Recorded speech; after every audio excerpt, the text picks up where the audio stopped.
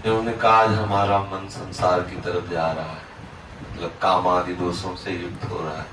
वो इसलिए कह रहा हूँ कि अपने सब साधक हैं इसी लाइन के, तो मान लो तो अपना अंतःकरण खोल के सामने रख दिया, अच्छा साधक है, अच्छी बात है। कोई साधक अपने गुरुजनों से भी अपने मन की बात कहे तो अच्छा रहता है।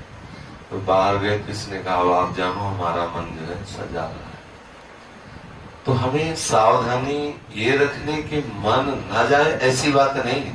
मन तो जाएगा, जब तक पूर्ण रूप से पवित्र नहीं हो जाता तब तक मन संसार की तरफ जाएगा।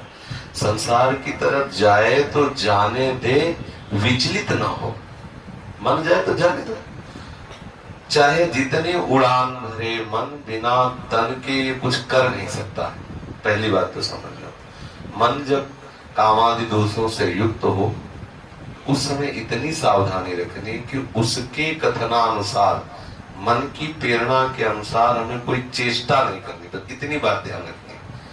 और इस समय ऐसी स्थिति में एकांत सेवन न करें, सदैव संतों के बीच में रहे, क्योंकि एकांत में होने पर मन हावी हो सकता है। नए बच्चे, नए साधक, मन पूर्वकृत किए हुए कर्म का स्मरण कराता है और उस सुख की तृष्णा प्रकट करके विवश करता है सांसारिक की तरफ। साधक को चाहिए उस समय उदासीन होकर के नाम सुमिरन करे। यदि नाम सुमिरन न मन बन पावे, मन है उद्दंडता कर रहा है, तो बस इतना देखता रहे कि मन के अनुसार क्रिया न बनने पावे।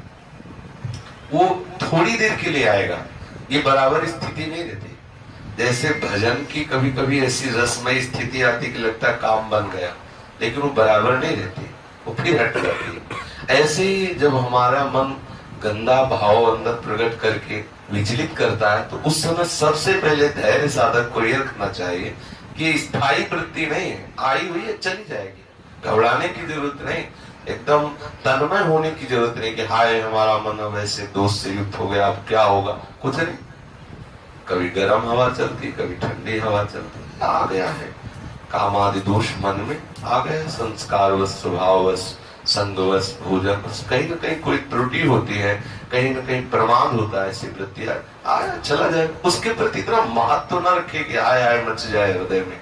अगर उसके प्रति तन्मयता करोगे तो क्लेश का अनुभव होगा। तो हमें ये सावधान रहना है कि उसके अनुसार क्रिया न हो और उसके प्रति कोई महत्व बुद्धि न दे। भयभीत होने की इसलिए जरूरत नहीं कि मन में इतनी सामर्थ्य नहीं है कि वो क्रिया के बिना हमें नष्ट कर दे, उसमें इतनी सामर्थ्य नहीं। क्रिया होने न पाए इसलिए साधु समाज में रहे, संतों के संग में, साधकों के बीच में रहे, तो क्रिया बनने नहीं पाए। और क्रिया ना बनी तो मन धीरे धीरे धीरे वो अमना होने लगता है। जिस भाव के लिए मन प्रेरित करे उसको वो भाव ना मिले तो धीरे धीरे मन का मन पर नष्ट होने लगता है। जिस सत्ता के कारण मन कहा जाता है, मतलब संकल्प, भोगों का संकल्प ही मन का जीवित रहना है, भोगों से निसंकल्पित हो जाना ही मन का मर जाना है। तो जब हमारे मन में भोगों का संकल्प बने और उसको पूरा ना होने दे तो मन मरने लगता है, मन अमना होने लगता है। इस स्थिति को सहना ही तपस्या है।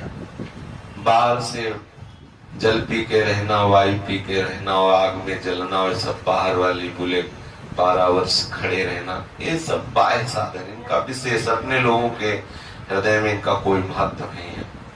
वास्तविक तपस्या क्या है? जब हमारा मन प्रतिकूलता का चिंतन करा के चलाता है, उस समय साधक को विचलित नहीं होना चाहिए, आनंदित होना चाहिए, उस समय प्रभु के चिंतन में मगन होना चाहिए, या धैर्य पूर्वक उस जलन को सह जाना चाहिए। वही महात्मा है, वही इस महारस का अनुभव कर सकता है। विचलित होने की जरूरत नहीं, बिल्कुल विचलित होने की जरूरत नहीं। सबके हृदय में ऐसे भाव आते हैं, धीरे धीरे सबके ठीक हो जाते हैं।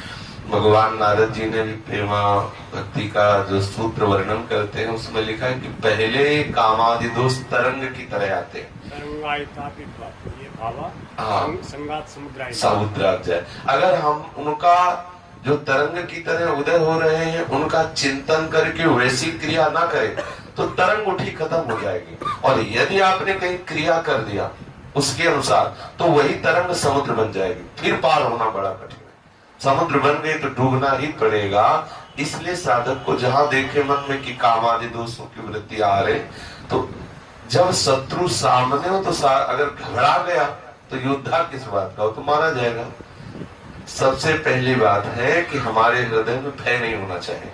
काम आया ठीक है चला जाएगा खत्म, उसके प्रति मातृ बुद्धि इतनी नहीं और भय। सावधानी ये रखनी कि क्रिया न बनने पाए। साधकों के बीच में रह करके हमें उस समय एकांत नहीं, नए साधक को एकांत सेवन उस समय नहीं करना चाहिए। जहां मन ऐसे विचलित हो तो संतों के बीच में आ जाए और नाम बाणी आदि में अपने मन को लगावे, धैर्य पूर्वक रहे। कुछ ही समय में नष्ट हो जाएगा, वो चला जाएगा भाव। वो हृदय में स्थित होने वाला भाव नहीं, ये सब आगंतुक है। आगमा पाइनो अनित्यास तास्ते दीक्षस्व भारत, आने जाने वाले इनका कोई महत्व नहीं। अब इतना घबरा गया कि कहता आप तुम ही संभालो नहीं तो गई गाड़ी। इतना थोड़ी घबराने की जरूरत, कोई बहुत बड़ी बात कोई तुम्हारे हृदय में थोड़ी, तो सबके हृदय में वृत्तियां आती सब। तो साधक यहाँ धैर्यवान रहे, कभी विचलित न हो, कभी भागे ना। ऐसा ना हो कि भागे कि अब क्या करना है और हमारा मन तो बड़ा गंदा हो रहा है, ये नहीं। धैर्य आया है, मन में आया, आई वृत्ति चली गई, तब आप देख लो, कुछ ना करो तो चली जाएगी। स्थायी यहाँ कुछ है नहीं, बड़ा वेग आ रहा है, हाँ, तो कुछ देर धैर्य पूर्वक अपने को बचा रखो, अपने आप को निकल जाएगी वृत्ति गई। एक बार जितनी वेग से आएगा, यदि आपने उसके अनुसार क्रिया नहीं होने दी तो थोड़ा अगली बार कम आएगा, फिर और से कम आएगा, फिर धीरे धीरे धीरे, फिर एक दिन ऐसी स्थिति आती है कि स्फुरण हल्का सा खत्म, फिर एक दिन होता है कि ऐसा भाव ही खत्म हो जाता है। ये भाव ही खत्म हो जाता है कि ऐसा भी कुछ है। वो मन पवित्र होकर प्रियालाल के चरणों में लग जाता है। इसलिए साधक कभी घबरावे ना, कभी भयभीत ना हो, दृढ़ता पूर्वक अपने मार्ग में चले। वो आया है चला जाएगा, उसके प्रति कोई महत्व बुद्धि न करे। वो बिगाड़ेगा तभी जब आप उसके अनुसार क्रिया करें।